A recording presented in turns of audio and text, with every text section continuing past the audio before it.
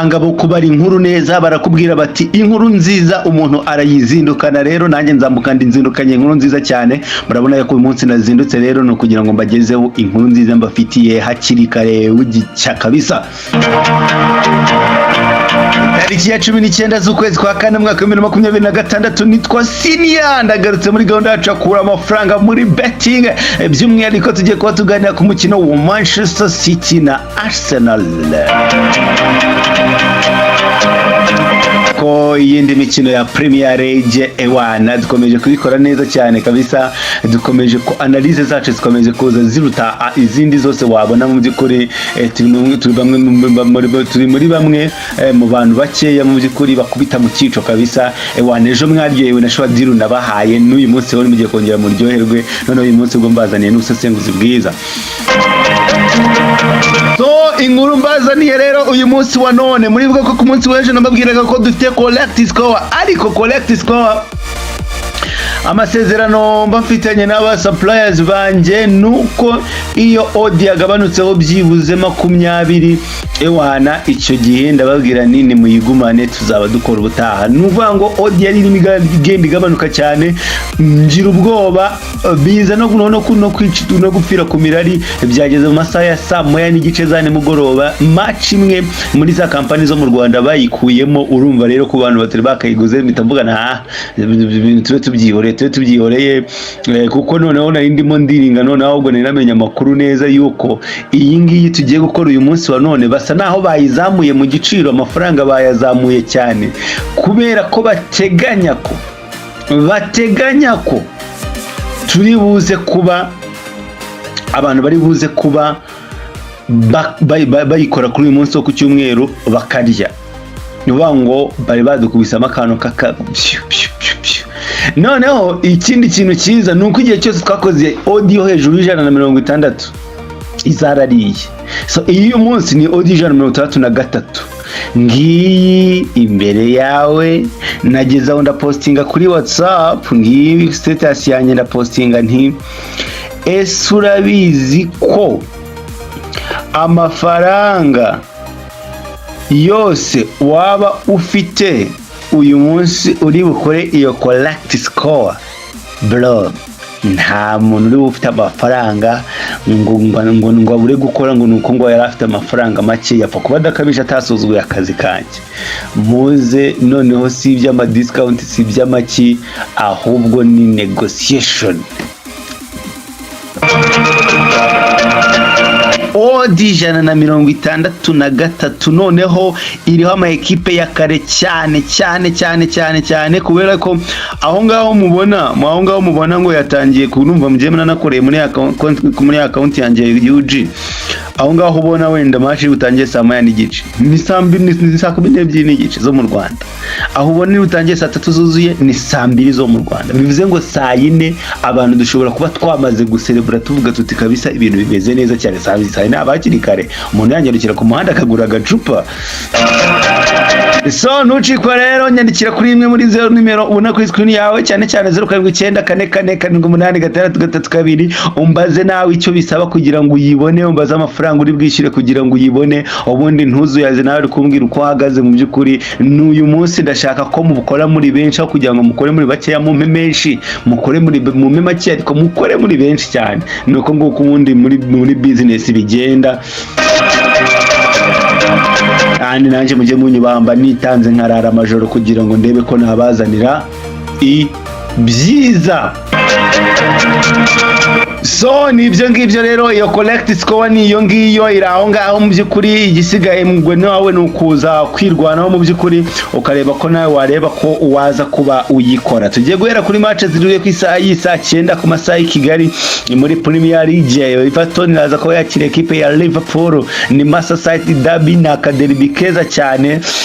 Derby nago nyine derby zibari derby nago ari match ziba ziri predictable ku buryo bworoshye, kuko ari we wese yaza akagutsinda bakora draw. Cyane ko iyi Liverpool igiye gukina na Everton uyu munsi wa none ntago ariyo Liverpool nziza, ntago ari nziza muri no sezo rwose. Ni kimenyimenyi biragaragazwa n'umwanya bariho wa 5 mu gihe twateganyaga ko uyu mwanya uyu munsi rwose bashobora kuzaba baratwaye igikombe. Icyakoze match ebyiri ziheruka barazitsinze, iya gatatu barayinganya, iyindi imwe Everton irayitsinda, Liverpool itsinda indi, Liverpool itsinda indi. Gusa nanone na Liverpool nayo gutsindira kwa Everton hari mu mwaka wa 2021 ku itariki 10 ya mbere z'ukwa 12. urumva ko haciyemo iminsi kabisa, so birashoboka rero cyangwa ntabwo bishoboka. Imikino itatu yaherukaga guhuza Everton na Liverpool ku kibuga cya Liverpool yatsinze rimwe, banganya kabiri mu by'ukuri. So uyu munsi wa none rero sinzi ukuntu biri buze kuba bigenda, gusa nkurikije icyo barwanira, mbibutsa ko Everton gutsinda match yabo baraba basatira cyane ekipe n'ubundi izo za Liverpool pourquoi kuko Liverpool 5-2 ariko Everton yitsinze, yaba yizeye ko ishobora kuzabona umwanya wo ku mugabane w'Uburayi mu gihe yabigera amanota 50, yabifata umwanya wa gatandatu. Of course already Chelsea kajya ku mwanya wa 7. Jamie nababwiraga ngo Chelsea isatiriye umwanya byibuze wa 12 wa 11 kurusha uko isatiriye umwanya wa mbere. Do you understand? Kurusha uko isatiriye umwanya wa gatatu plutôt cyangwa wa gatanu, kuko hagati yayo n'ikipe ya gatanu harimo amanota 4, ariko hagati yayo n'ikipe ya 11 harimo amanota 3 n'ikipe ya 11. Sinzi niba kubyumva icyo kintu. So Chelsea rero ntabwo ari byiza cyane ku ruhande rwabo. Everton rero barimo bareba ko bafighting nabo bakazabona sport yo ku mugane w'Uburayi, bimvikana ko match kari buze kuba gakomeye, ariko naguteguriye kuza kuguraho Liverpool kuza kuba byibuza ibona ibitego 2. Iyi shampiyona ni shampiyona y'urusimbi, abayirimo bose barabetinga. Iyi shampiyona y'Ubutaliyani itera ubute no kwicira ngo ndebe match y'Ubutaliyani isigaye bimvuna kubera ibintu bya match fixing bisigaye bibi wabo. AC Milan noneho bro cyakoze amashampiyona narangiye, ngiye kuzababwira formule n'uburyo bungaye dukoresha mu by'ukuri twanarize ibintu kabisa. Imatch zo mu Butaliyani izo zinateye n'ubute by the way. N'ubu Hellas Verona iri ku mwanya wa 19 igiye gukina na AC Milan. AC Milan ivuga iti turamutse dutsinze twagira amanota 66 tukaba dufashe umwanya wa 2. Baba banasecurije byibuze umwanya wa Champions League byibuze, ku gikombe cyo cyaragiye ndumva Inter yaragitwaye kuko amanota 12 ari hagati yayo n'ikipe ya mbere. Hasigaye imikino 6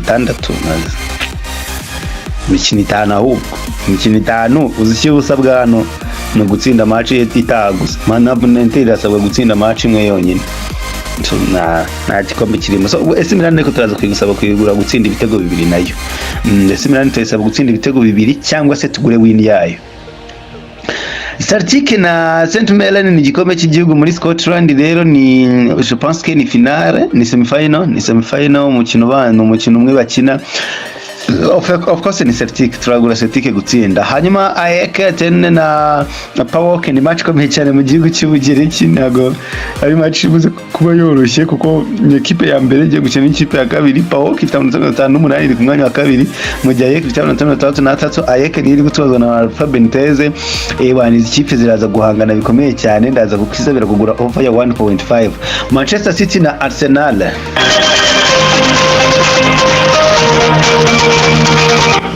Nushaka usubiramo video nateguye kuri Premier League iriho kuri no YouTube channel yacu. Manchester City gutsinda uyu mukino ntibisobanuye ko igikombe igitwaye cyangwa se ngo bigabanye ngo bikura amahirwe ya Arsenal yo gutwara igikombe. Oya icyo gihe birabigiye kuri 50-50. Ariko Arsenal gutsinda iyi match y'uyu munsi bisobanuye 99% ko igikombe kigiye igitwaye. Icya kabiri, aho ngaho bahita byumvikana ko match ikipe iri buze ikina umupira isa naho iri gukina finale, isa naho itishaka cyane ni Manchester City, kuko irabizi lose cyangwa se gutsindwa kwabo c'est finito. Bisobanuye ko ibintu byose birangiye nyine. Sinzi niba muri kubyumva nyine ibintu ndi kuvuga. Bisobanuye ko ibintu byose birangiye. Mu gihe cyo kuri Arsenal bo baravuga bati draw ya hano cyatwagera gutya tugatsinda by surprise, turaza kuba dukoze deal ya danger. Imikino 5 heruka guhuza Manchester City na Arsenal banganyije 3 ba Arsenal itsinda kabiri muri Premier League. Gusa tutirengagije umukino wa Carabao Cup wa finale w'ejo bundi Man City yabatsinzi basuzwe cyane barusha ibitego bibiri ku busa rwose. Muribuka ko Ryan Cherki banakubitaga mutuntu tw'utujongere pa iyo match murayibuka n'ejo bundi yabaye muri kwezi kwa kane. Ikindi kintu kiremereye cyane ariko nuko Arsenal inshuro ya nyuma iheruka gusinda kuri Etihad Stadium ni 2015 s'il vous plaît, mu 2015, 11 years have passed away, imyaka 15 irihiritse Arsenal itazi gutsinda ku kibuga cya Manchester City barimo bakina. Sinzi niba uri kumva uburemere bw'icyo kintu, amateka ni ikintu gikomeye cyane. So Haaland ari umwe mu bantu baba barebwaho cyane ko amaze gutsinda Arsenal ibitego byinshi cyane.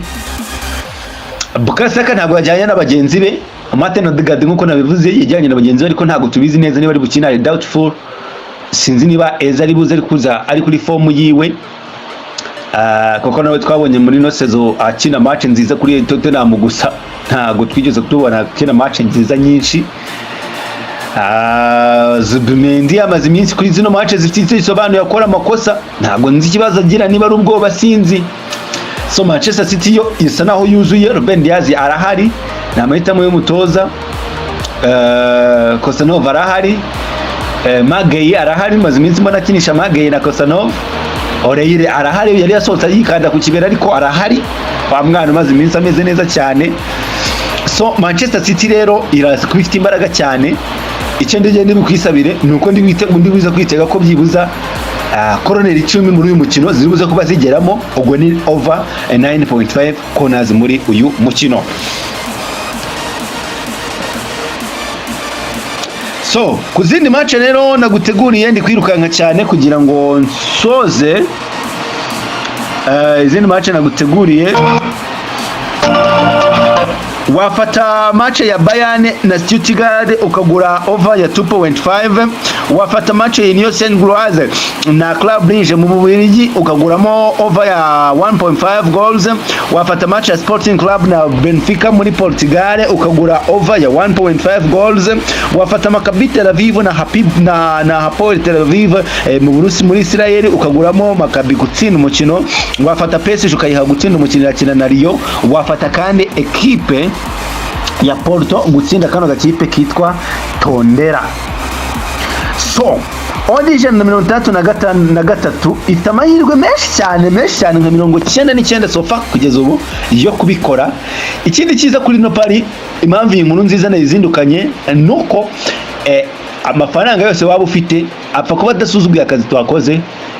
Ndaza kuba ngose ndeba ukuntu nakureba icyoroshye. Uyu munsi ndashaka kuyiha abantu benshi, niyo nurundi bugenderaho. Ubundi ndavuga ngo bake beza, ariko uyu munsi bwo ndavuga ngo abenshi ariko bashize hamwe.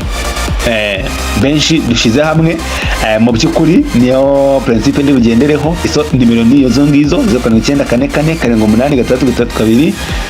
Ariko niyo ngiyo yindi nayo wanyandikiraho kuri WhatsApp isaha yariyo yose rwose mba ndagusubize. Match ni zakare kuko saa 12 n'igice rwose match ziraba zamanutse.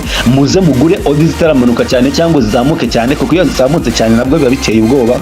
So mubanguke cyane rero mbafashe n'izindi services zacu, yaba ama groupe ya VIP yaba ibiki, ungwino umbaza icyo bisaba kugira ngo tubigendanamo neza. So Imana barinde rero mugira icyumweru cyiza. Nizere ko abantu bakunzi ba Arsenal n'aba Man City muri buze kuba mwariye kare. Ibyanga byakunda ndabizi ko uyu mukino uri buze kuba urebwa n'abantu benshi cyane, kuko ni umukino ufite ikifuzo ku gikombe dukunda kureba turi benshi, ubwo ni championnat y'igihugu y'Ubwongereza. Ciao ciao rero, mugire umunsi mwiza n'impera za weekend nziza, muhaye muronke kandi mubanguke mbehere udupari tumeze neza, ariko namwe muze mwitwaje ku mafaranga. Bye bye.